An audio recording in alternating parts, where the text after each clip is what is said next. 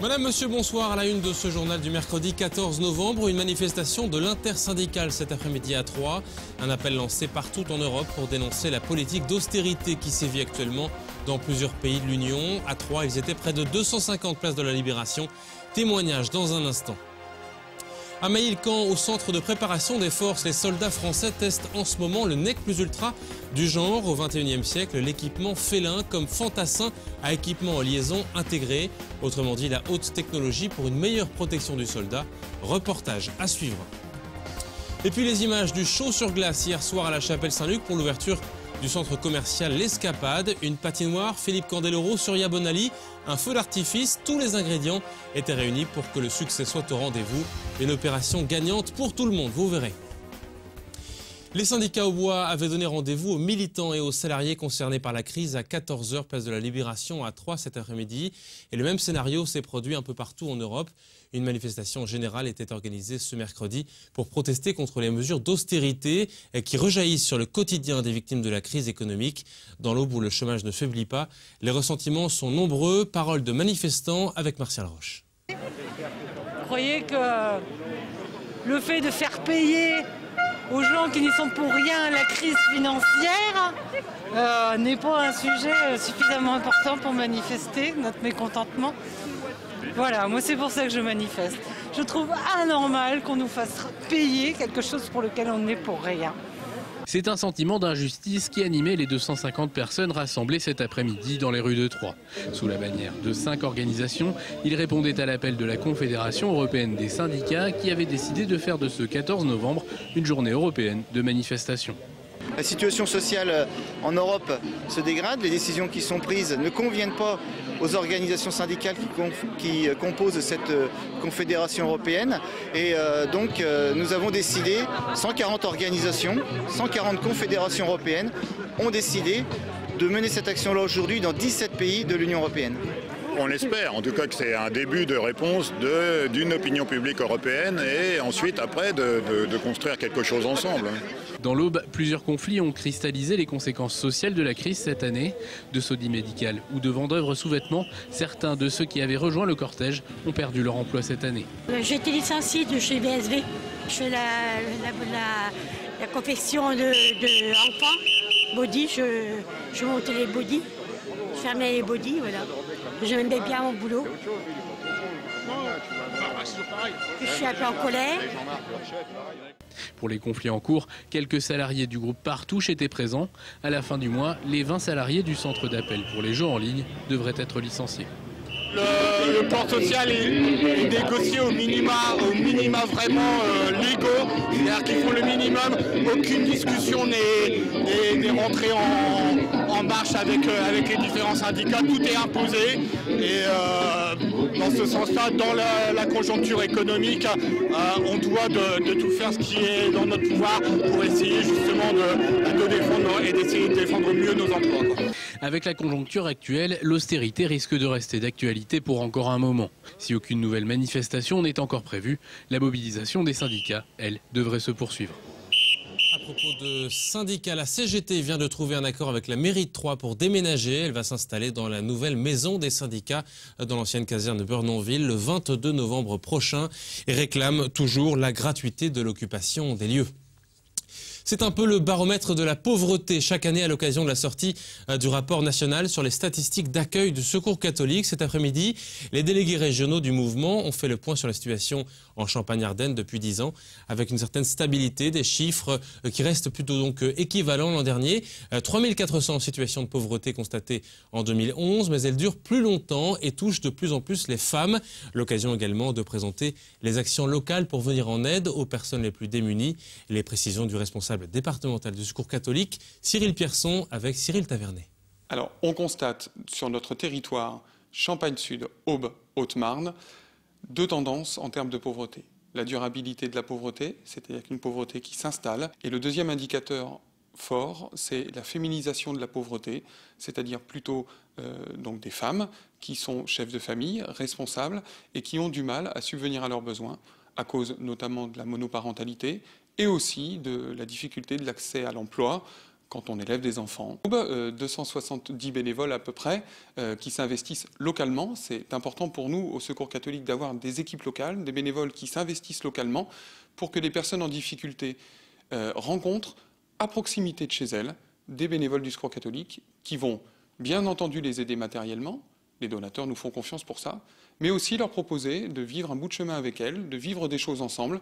C'est ce qu'on appelle lutter contre l'isolement social, donc par nos lieux d'accueil et nos actions locales en proximité avec les gens.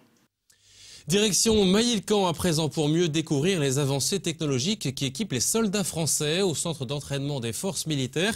Sur ce site du nord de l'Aube, un régiment d'infanterie teste cette semaine en conditions réelles l'équipement le plus abouti de l'armée française, le Félin, abréviation de fantassin à équipement et liaison intégrés, autrement dit la haute technologie embarquée pour une meilleure protection du soldat. Reportage sur place, Christian Vira. Voici le nouvel équipement des fantassins de l'armée française. Le 1er régiment d'infanterie utilise les outils Félin. Ces soldats exploitent les technologies qui captent notamment les vibrations du crâne lorsqu'ils chuchotent. Avec ça, on entend directement en fait dans la tête. Ça passe pas par les oreilles, donc c'est la vibration des os.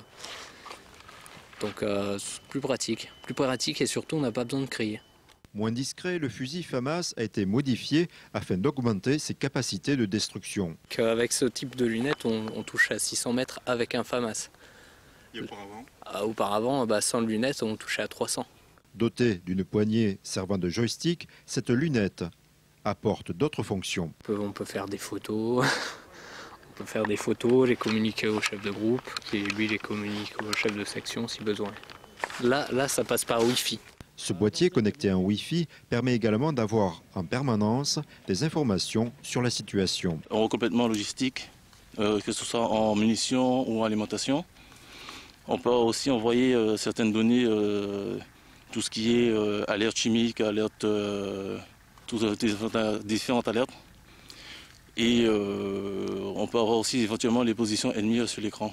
Ici, 120 des 250 participants à l'exercice sont équipés Félin, un outil qui facilite les échanges. Ouais, ça évite les tirs fratricides. Moi je sais en permanence où sont les gens et j'ai pas besoin d'interroger en permanence ma hiérarchie.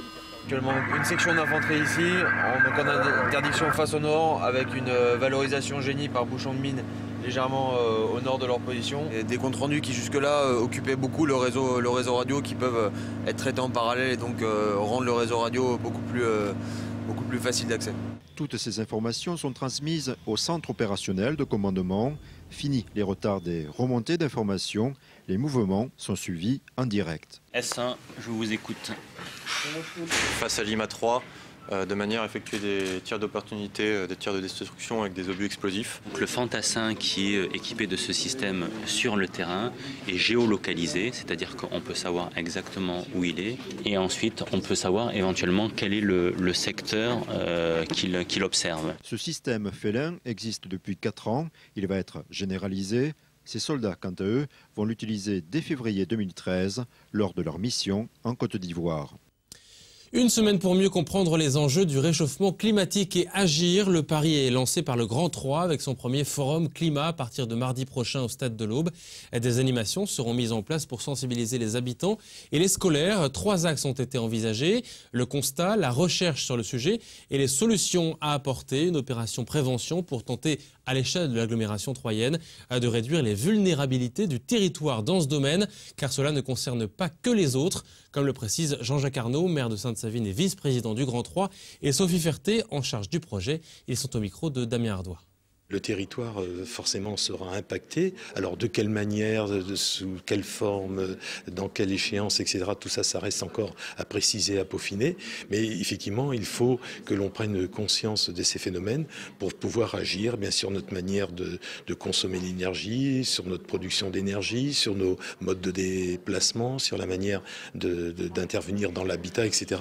Donc c'est un sujet vaste. Le grand public et les scolaires ont besoin qu'on leur apporte les clés pour comprendre le monde qui les entoure. Et c'est l'objectif de ce type de rencontre qui réunit des acteurs des acteurs de tout type, des scientifiques, des collectivités et puis des entreprises, des industriels, et qui tout ensemble réunis traitent ce sujet du changement climatique en apportant chacun leur pierre pour comprendre et donner à chacun la possibilité d'agir. Et on aura l'occasion d'en reparler la semaine prochaine.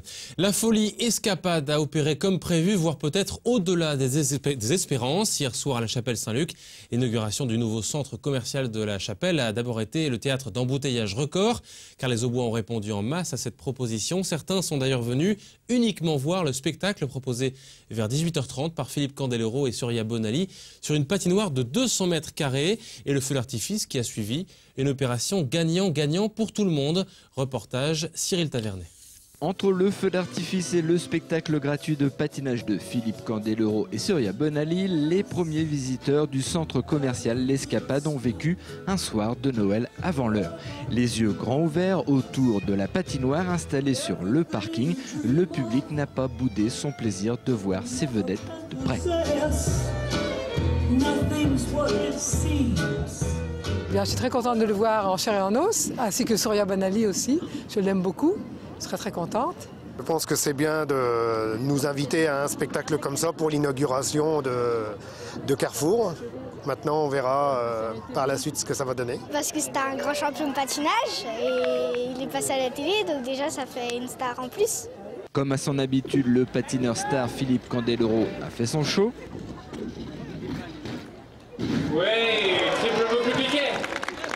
Cette patinoire est petite, mais nous, le plaisir qu'on en a, patineur professionnel, c'est de patiner sous les étoiles, en plein air, avec un public de proximité qui est là, qui va pouvoir s'approcher de plus en plus tout à l'heure, et c'est un spectacle gratuit qui est offert justement par cette grosse structure et pour l'occasion de cette inauguration. Ça me permet en même temps de dire un petit mot aux habitants de Troyes, que dans un mois, on sera là pour notre spectacle du Tour du Monde en 80 jours, justement à cette fameuse salle qui est très belle, que j'ai jamais inaugurée, et je suis jamais allé, donc ça va me donner l'occasion et ça me permet de faire passer le message. Les responsables de ce centre et les élus locaux ont eux aussi assisté à la démonstration de patinage. La rencontre entre le maire de la Chapelle Saint-Luc et la vedette Candeloro s'est faite avec humour. Ah, le maire de la Chapelle Saint-Luc, c'est ça? Et comment on appelle les habitants de la Chapelle Saint-Luc alors? Les Chapelaines et les Chapelains, monsieur. Les Chapelaines et les Chapelains. Et elles sont mignonnes les Chapelaines? Sur les vues n'est pas mal. Forcément. Forcément. Oui, il faut. On va quand même pas se faire la gueule. Donc il y a des moments, il faut savoir aussi profiter. Vous savez, quand on voit que ça a été construit en 1 an et demi. Alors, je vais vous demander d'applaudir. On se dit que les femmes et les hommes dans ce pays savent encore faire des choses. Il y a un nouvel équipement d'ampleur, donc forcément on est heureux, quoi. Voilà, on pense à tout le reste, mais on a quand même un petit moment de plaisir. Cette patinoire extérieure de 200 mètres carrés où ces stars auront donc assuré le show reste accessible pour 3 € jusqu'à la fin décembre. Une excellente astuce pour attirer la clientèle vers le nouveau centre commercial.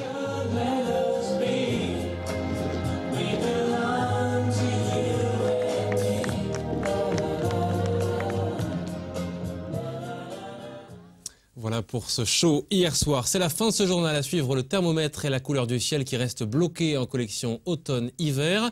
Demain dans le JT, présenté par Aurélie Juigné, on reviendra sur l'hébergement d'urgence dans le département paré pour l'hiver.